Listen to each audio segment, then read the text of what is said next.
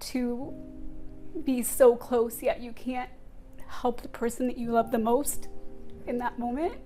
It's terrifying. The bond between a father and daughter can be unbreakable. If anything, it's brought us closer together, I think. So, May 30th, Yep. 2017 marks the moment when life, as Arlene and Roger Guest knew it, would never be the same. It's the day Arlene's condo balcony gave way. The balcony fell down, slammed into the CRV behind her.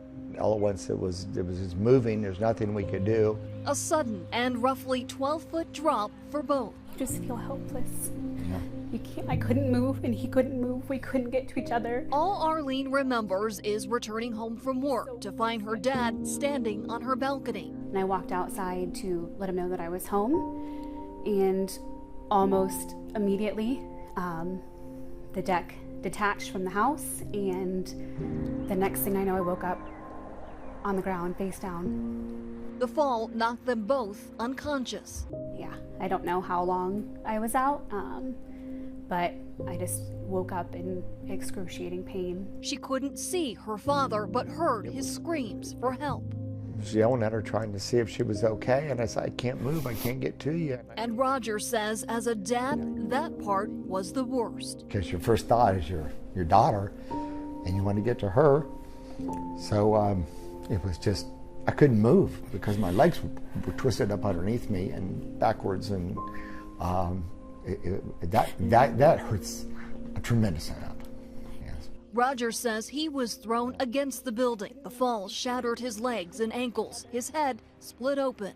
My arm was trapped up in the bumper. The bumper of Arlene's car crushed by the balcony. I had multiple fractured vertebrae, fractured tailbone, fractured right hip, multiple fractures in my pelvis. This father and daughter would become separated in their fight to recover. They actually had me in the ICU for a few days because of the location of all of my injuries. And for a time, neither knew how the other was doing. I had surgery immediately on my left ankle and left leg. Days in separate hospital wings. We actually were reunited on Father's Day. Then months of physical therapy. I could not use my legs. I couldn't walk.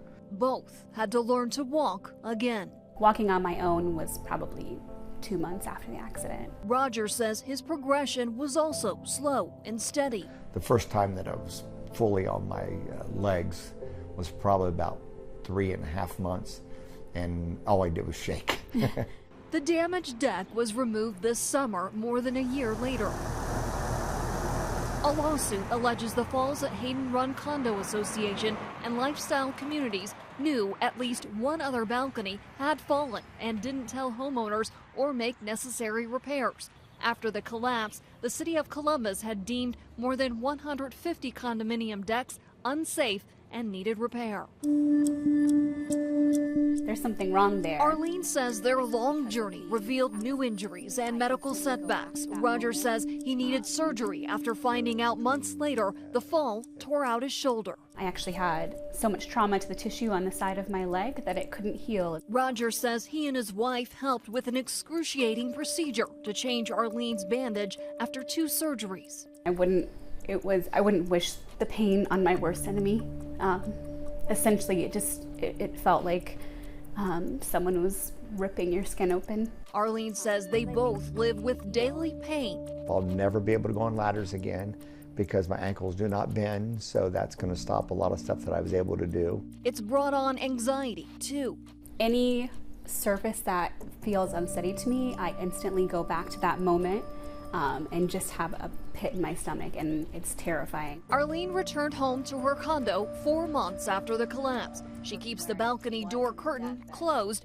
It isn't about privacy or to keep light out. When you're reminded of that daily, it takes a toll on you, and it's exhausting, and so it's a lot easier to close the curtains and pretend like it's not there, and try to pretend like, you know, it didn't happen. But there's no masking Arlene and Roger's mental and physical reality. So it's a constant reminder every day there's something wrong with you. Time may not heal everything.